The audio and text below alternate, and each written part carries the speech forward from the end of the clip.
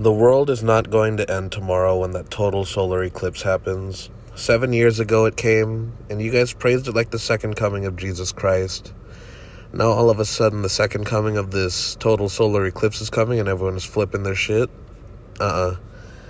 Basically what's going on is that the government is prepared for people to start coming to these areas, and these areas are not prepared for such an influx of people. And so they're giving out a warning for that. It's not anything big. It's not going to be the end of the world. But if it is the end of the world, then I will happily admit that I was wrong.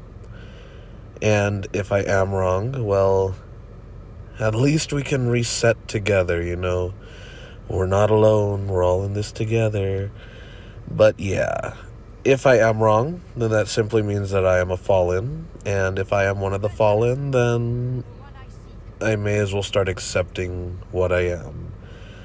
But until said moment comes to pass, I'm just going to assume that the enemy keeps attacking because we aren't as damned as they would have us believe. Because if we were as damned as they would have us believe, then they would leave us to our own devices so that we can keep digging our hole deeper for ourselves. It's pretty fucked. But it is what it is at the end of the day. I just hope that people don't consent to the worst possibilities, because that's all that this is, a consent game. You perceive, then you believe, and belief leads to consent, and consent leads to experience.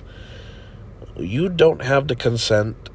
Sure, the world may be ending, but at least it's not your world. Somebody else's world is ending. You don't have to consent to their end. But you're free to, because the point of one's existence is to choose their experiences. So by all means, feel free to choose to experience the end if you so feel called.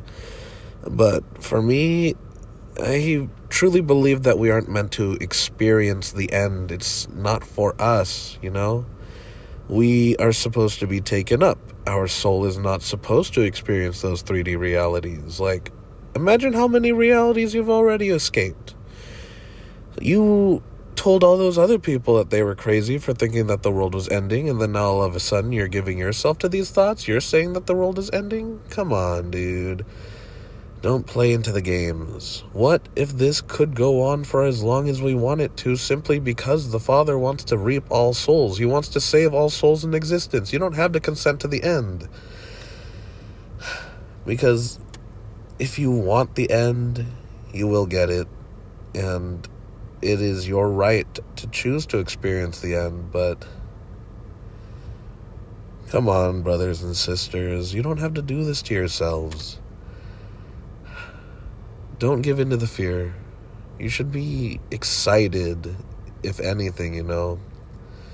Because if all is said and done, then we'll just wake up on the outside of this construct of time, and we can either choose to come back in or go into another construct of time. It all is what it is at the end of the day, as I said before, but please, for the love of all that is good, do not give in to the fear.